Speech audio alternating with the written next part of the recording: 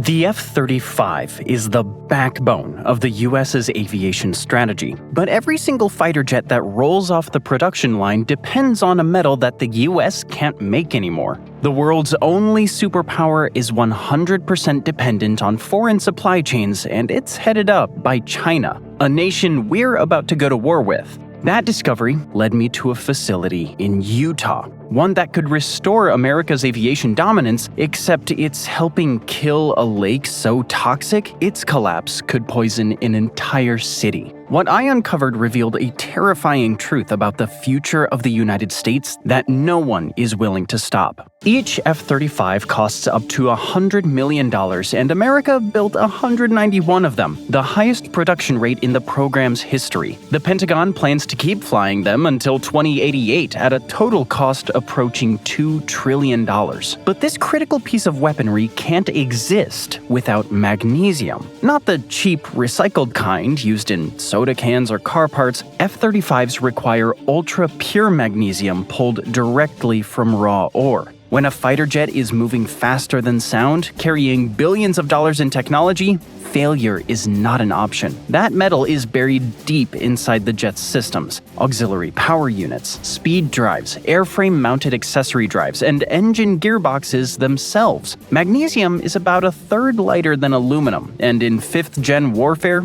weight is everything. The F-35 isn't alone. The F-22 uses it, so does the Eurofighter Typhoon. Nearly every Western advanced fighter built in the last 30 years depends on specialized magnesium alloys. So when the metal is scarce, it becomes a problem. The answer sits on the western shore of the Great Salt Lake, in a place called Rowley, Utah. Population? Almost nobody. Strategic importance? Theoretically enormous. Out here, you'll find a sprawling industrial complex. Smokestacks rise above electrolytic cells and miles of pipe, all wedged between the lake and the salt flats. This is US Magnesium LLC, and until February of 2026, it was the only producer of primary magnesium metal in North America. For decades, the Pentagon classified this single facility owned by Renco as strategically significant infrastructure. The reason was simple. If Rowley ever went dark, America would have no domestic source for the metal. That same metal that goes into F-35 structural castings, that appears in cruise missile systems, aerospace housings, helicopter gearboxes, and lightweight military components where every pound affects fuel burn, maneuverability, and payload. It was a critical part of the US defense sector, and it went dark. In September of 2021,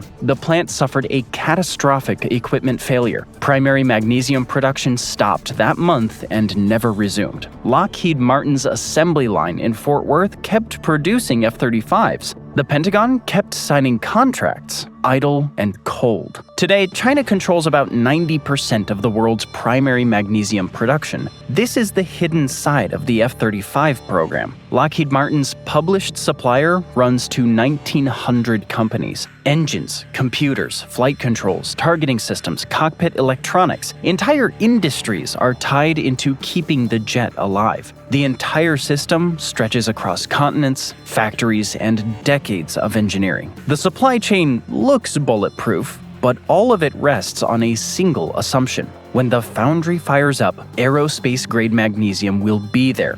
Without it, the chain breaks instantly. The contracts are worthless. The Pentagon is not entirely blind to this. Internal assessments flagged primary magnesium as a going concern as far back as 2021 and again in 2023. Those reports lumped magnesium in with rare earths, gallium and germanium. All of them could be cut in a serious conflict. China has already shown exactly how this works, too. Over the last few years, Beijing started tightening exports on materials most people have never heard of: gallium, germanium, antimony, graphite. But those obscure minerals sit inside missiles, radar systems, chips, batteries, and military electronics. Then the restrictions got tighter, especially against the United States. Magnesium hasn't been targeted yet, but it almost doesn't need to be. China controls so much of the global supply that even small policy changes can send prices surging or squeeze availability. It's happened multiple times already, not even as a deliberate weapon, just as a side effect of Chinese energy crackdowns and industrial policy, which raises the uncomfortable question.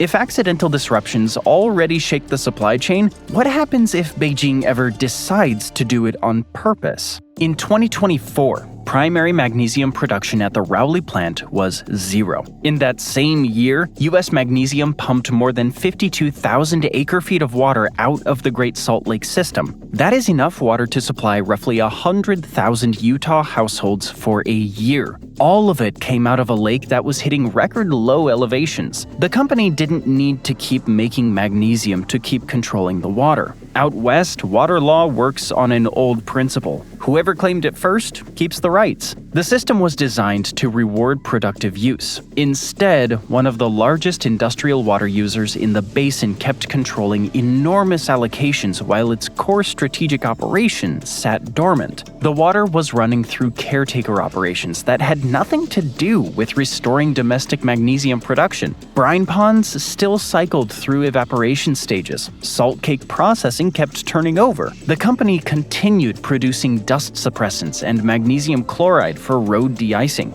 But none of that work justified the scale of the withdrawals. Behind the scenes, Renco's strategy looked like something else entirely. Industry filings show a pivot toward extracting lithium from the same brines that fed the magnesium cells. By 2024, lithium prices had collapsed across global markets, and that new direction got suspended too. All the while, liabilities kept piling up. The site had already become one of the worst environmental messes in the country. For years, regulators accused the company of repeated pollution violations. Toxic chemicals contaminated thousands of acres around the plant, leaving behind a cleanup so massive it could take decades to finish. By 2009, the federal government officially classified the area as a major hazardous waste site. On September 10, 2025, U.S. Magnesium LLC filed for Chapter 11 bankruptcy in Delaware federal court. Its filing listed somewhere between $100 and $500 million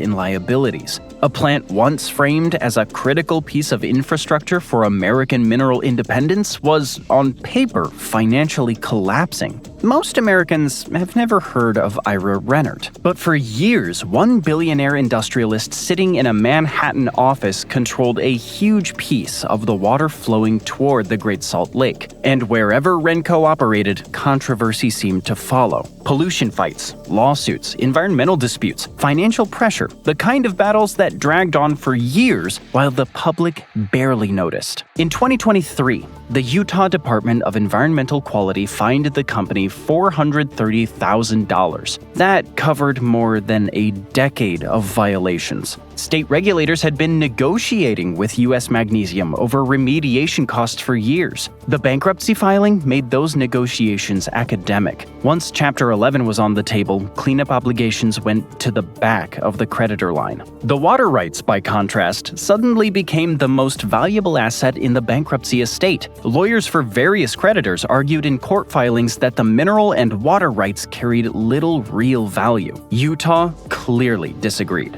On August 15, 2025, the state's Division of Forestry, Fire, and State Lands issued a cease and desist order demanding the company stop pumping water from the lake. The bankruptcy filing froze the conflict in place. From that point on, the future of the lake, the plant, and the water all moved into the same courtroom. Renco was not holding Rowley to make magnesium. It was holding Rowley to keep the water. When the lake shrinks, Salt Lake City loses its snow. Not immediately, not all at once, but the mechanism is direct and documented. It's the climate engine for the entire region. In winter, storms roll in from the Pacific and pass over the lake before they hit the mountains around Salt Lake City. As that cold air crosses the warmer water, it picks up extra moisture and then dumps it as snow over the Wasatch Range. That snow becomes the region's water supply. It fills reservoirs, feeds farms, supplies cities, keeps northern Utah alive through the summer. And if the lake keeps shrinking, that system starts to break down. Less lake means less snow. Less snow means less water, and in the American West, once water starts disappearing, everything turns into a fight. effect. In early 2023, Utah had its biggest snowpack in modern memory. Everyone expected that all that meltwater would surge down into the local rivers, and from there it would slam into the Great Salt Lake. The lake was supposed to lift right out of crisis levels. It didn't happen, though.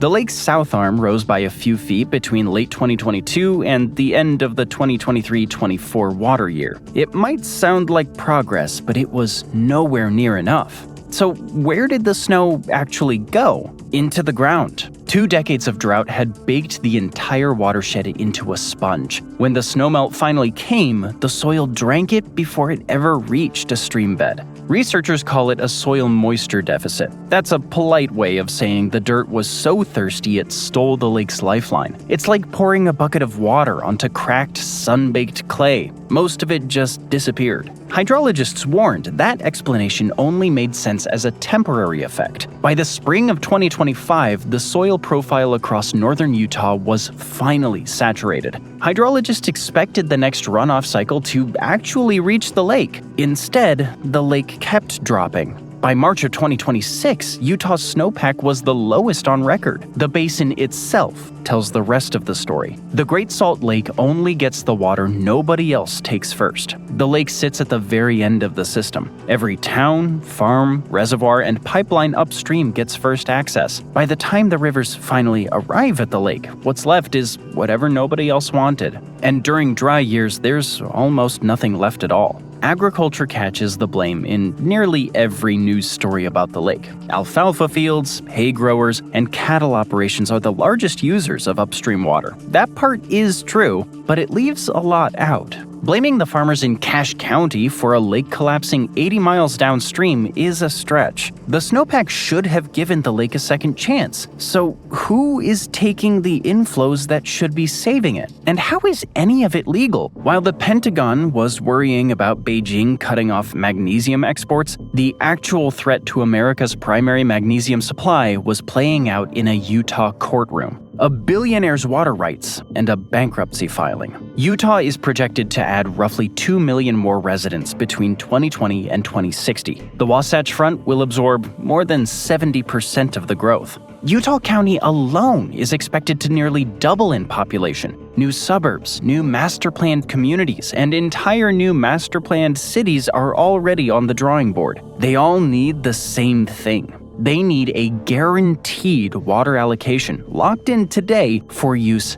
decades from now. A mechanism that lets developers do this is the Utah Water Banking Act. It was signed into law in 2020 as Senate Bill 26. On paper, the act looks reasonable enough. It's a 10-year pilot program that creates a formal water bank. Water rights holders can deposit unused water rather than lose it. Those rights are protected from forfeiture, and the water never has to leave on its way downstream to the lake. The bank protects them. Supporters argue the law was designed to create flexibility during drought and prevent rights holders from wasting water simply to preserve legal claims. In farming towns north of Salt Lake City, water rights once tied to agriculture are increasingly being used for future housing developments. The farms are still there for now, but everyone knows suburbs are coming. In the Uinta Basin, the first water bank of Utah launched as essentially a Craigslist for water rights. They can basically be listed and leased like online classifieds. In another, infrastructure is already being built to move water toward expanding resort communities and second home construction. Between 2021 and 2025, the state sent just under 400,000 acre-feet of water back into the Great Salt Lake. That's roughly enough water to supply Los Angeles for an entire year. It sounds like a large number on paper, but spread across multiple years in a basin that normally depends on far larger inflows just to stay stable, it's a relatively small correction in a system that is still losing water much faster than it's being replaced. Hay farmers make a convenient target. Nobody asks why master-planned communities hold water rights for populations that do not yet exist. Water is being reserved years in advance of construction. Future suburbs are being permitted alongside long-term allocation planning. The lake is starving, while developers and municipalities lock down inflows for cities that have not been built. So what kind of environment will those new residents actually inherit when they finally arrive? As the lake shrinks, it doesn't just disappear. It exposes a wide, dry lakebed. And that surface isn't stable. It's fine, powdery sediment built up over decades. When strong winds blow across it, they lift that dust straight off the ground and carry it toward the Wasatch Front, including Salt Lake City. But this is not normal dust. The concern isn't just that this dust is unpleasant, it's that the body treats it like an irritant it needs to fight. When fine particles from the dried lakebed are inhaled, they don't just sit in the lungs. They can trigger the same built-in alarm system the body uses for things like smoke, chemicals, or harmful fumes. That alarm system is what causes immediate reactions like burning eyes, coughing, and a tight chest. In controlled environments, researchers can also see what comes next. The immune system rushing in to respond, inflammation building in the airway lining, and the lungs essentially going into defense mode against something they can't easily clear out. This dust is far more cytotoxic to human lung cells than coal fly ash, the same combustion byproduct that has driven decades of regulation around coal-fired power plants. On severe dust days, some researchers compare the irritation response to exposure from highly reactive airborne compounds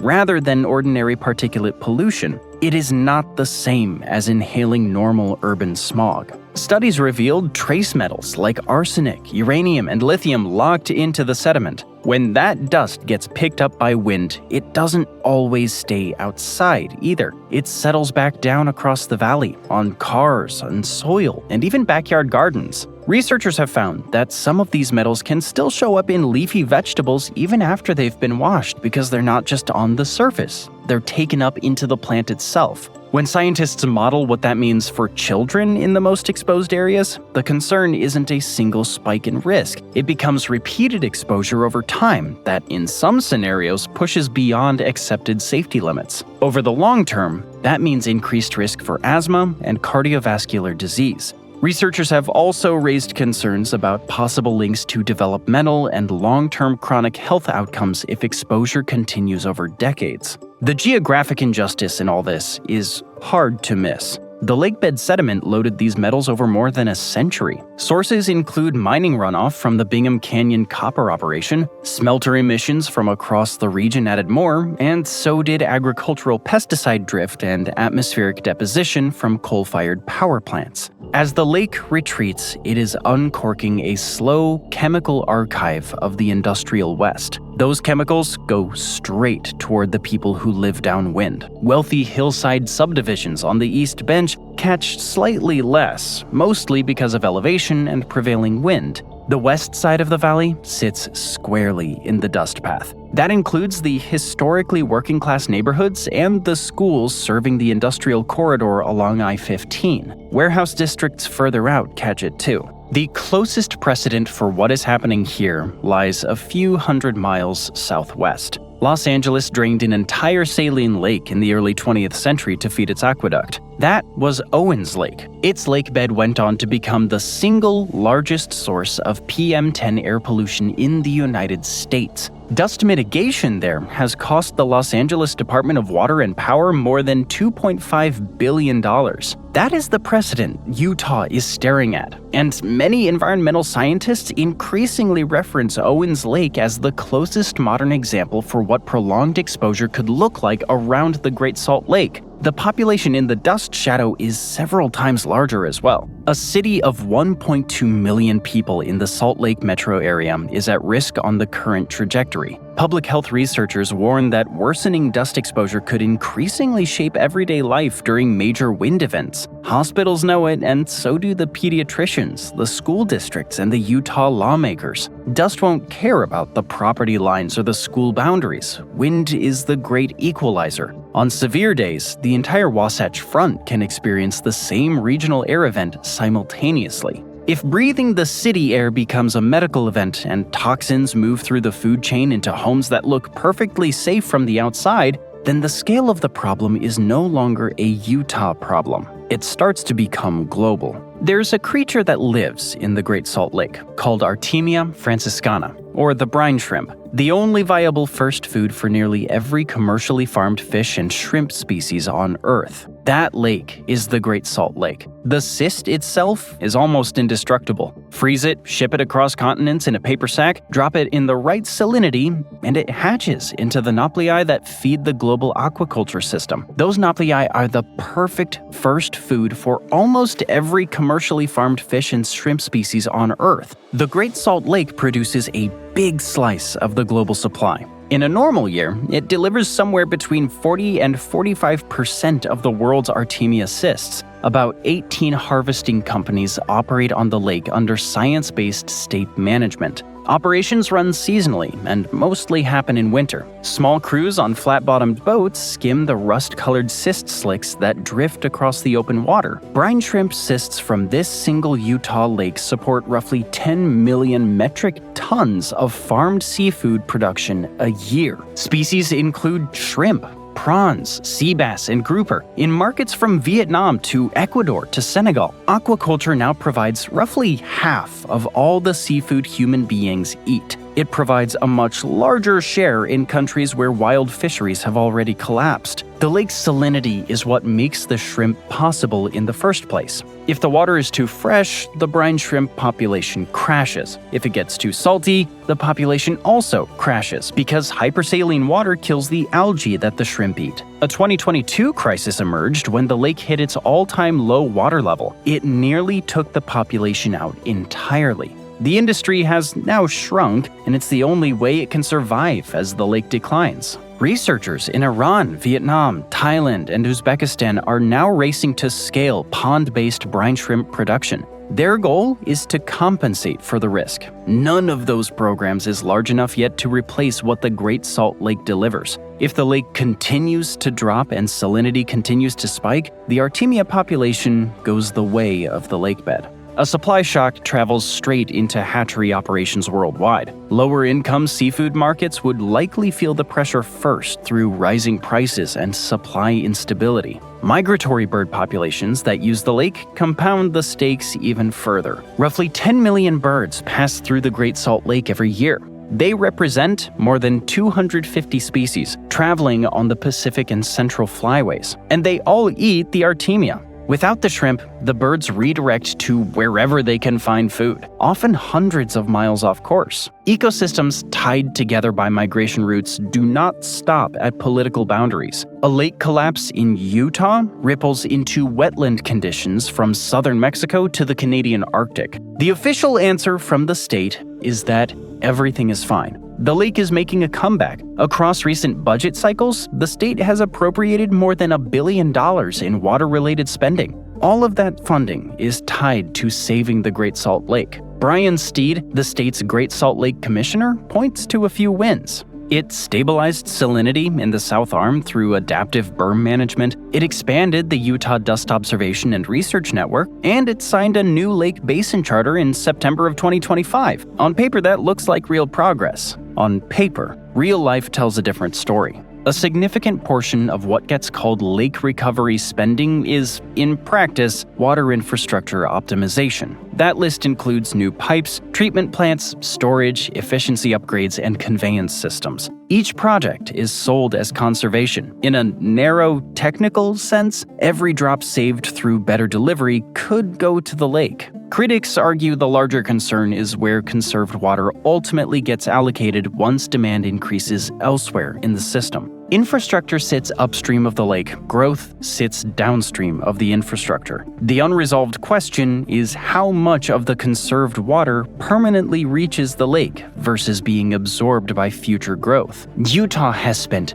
billions trying to stabilize the Great Salt Lake. And yes, some water has been returned, a few 100,000 acre-feet over several years, but the lake's break-even point isn't even close to that. It needs that much water every single year just to stop shrinking. So even the most aggressive efforts don't close the gap, they just slow the decline. And that is where things get politically convenient. The state can point to real water going back to the lake. Developers and growing communities can still get access to water for new housing and expansion. Everyone gets a version of success that works in a headline. But the lake only responds to one thing: total water in versus total water out. The pattern repeats at the smallest scale. A new pipeline in northern Utah County is described as efficient. It reduces waste, improves delivery, and sounds like a clear environmental win. But the water it frees up gets redirected to fast-growing suburbs further south.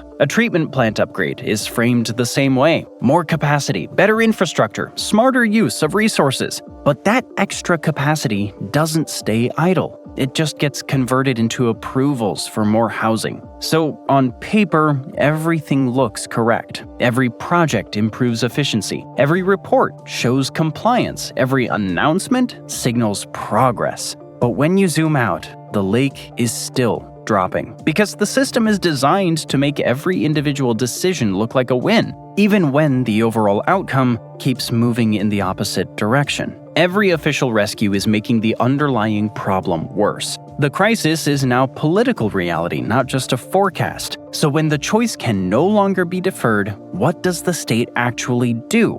And which player on the chessboard finally gets sacrificed? In late January of 2026, in a Delaware bankruptcy court, the United States gave up its primary magnesium independence. Or, at minimum, it sharply reduced the country's remaining domestic primary magnesium capacity. That deal happened in a way almost nobody noticed. Utah submitted a $30 million bid for the bankrupt assets of the Rowley plant. Its bidding agency was the Utah Division of Forestry, Fire, and State Lands. That is a state agency rather than a private buyer, a defense contractor, or a magnesium producer. Utah was outbid initially by Limag Holdings, a company tied directly to the Renco group. Limag clearly intended to keep the water rights inside Rennert's orbit. Most observers expected some continuation of mineral operations if that bid prevailed. Utah dueled with Limag through several rounds of bidding, but eventually, Limag declined to match the offer. A federal bankruptcy judge signed off on the purchase agreement on February 5, 2026. Utah took possession of the entire plant infrastructure, the surrounding land, and the mineral leases. The biggest piece, though, was the water rights. That last piece was the prize that really mattered. Governor Spencer Cox called it a common-sense investment in Utah's future. The state did not buy U.S. magnesium to fix it. The state bought U.S. magnesium to kill it. Primary magnesium operations at Rowley will be terminated permanently. The site will get cleaned up. That cleanup follows a generation of chlorine, dioxin, and PCB contamination that Renco had spent decades fighting in court. Those water rights will be redirected back into the Great Salt Lake. That water will help raise lake levels. It'll reduce dust emissions. It'll protect the brine shrimp. And it will slow the toxic clock ticking under Salt Lake City. As one Utah lawmaker put it, the deal was a $30 million commitment to the lake. The broader implication is difficult to ignore. Utah just spent tens of millions of dollars to formally end domestic primary magnesium production in North America. Federal regulators and bankruptcy authorities allowed the transfer to proceed without intervention. China now supplies the metal that goes into F-35 castings, Tomahawk missile bodies, and solid rocket motors. That same metal goes into automotive die castings and a long list of other defense and aerospace applications. There is no realistic American alternative that can match the scale. The remaining domestic capacity effectively disappeared through a bankruptcy and a water rights transaction rather than through military conflict or formal trade policy. The price was a chance to keep a city breathable and a lake alive. The Defense Logistics Agency now has two unappealing options. The first is to stockpile enough imported primary magnesium to weather any future Chinese export restriction. That's the same logic the Strategic Petroleum Reserve uses to hedge against oil shocks. The second is to find a friendly secondary supplier on a timeline that doesn't really exist. No allied nation has a primary magnesium operation anywhere near the scale Rowley once provided. A primary magnesium plant takes the better part of a decade to permit, build, and qualify for aerospace alloys. The F-35 production line keeps running between now and then on Chinese metal. The water being returned to the Great Salt Lake now makes around 20% of what's needed to slow its decline. It's not enough to fix it, but enough to move the needle. At the same time, the environmental cleanup tied to the old industrial site was never going to be cheap. Estimates put it north of $100 million once long-term remediation is included. Either way, that bill was coming due. The only question was who would be responsible for it. By buying the site, the state avoided a drawn-out legal fight and brought a critical piece of land under public control. It also responded to years of growing concern about dust storms and pollution headlines that had become impossible to ignore. And politically, it did work. The move had support in Salt Lake County, where the impacts are most visible, but also in rural parts of the state where distrust of long legal battles and federal oversight runs deep. So on every individual axis, cost, politics, control, the decision makes sense. But the lake still doesn't care about any of those categories. The situation increasingly resembles a zero-sum balancing act between environmental recovery, industrial capacity, and strategic supply chains. The Great Salt Lake held the country's military supply chain hostage. At the same time, it sat at the center of public health concerns, regional economics, and parts of the global food system. Utah's solution effectively traded one strategic vulnerability for another. More water for the lake in exchange for greater dependence on foreign magnesium supply. The inland sea is back on a path to recovery, albeit slowly. That recovery only works if 100 more decisions like this one go the same way. The F-35 keeps flying as long as Beijing doesn't change course. If primary magnesium gets restricted as a strategic export, that calculation shifts overnight. State officials, environmental advocates, and defense analysts are now all operating inside a narrowing set of trade-offs. The coming decade may be defined less by clean victories than by difficult compromises, and the hope that the next ransom note doesn't arrive before the lake has time to heal. For decades, the Great Salt Lake looked like a regional feature on a map. What Utah is now discovering is that the lake was tied to far more systems, environmental, industrial, and geopolitical, than almost anyone realized. Thanks for joining me today. I hope you enjoyed the video, and if you want to see more videos like this, then please consider subscribing and turn on notifications. It really does make a difference. Thanks again, and I'll see you next time on MatPack.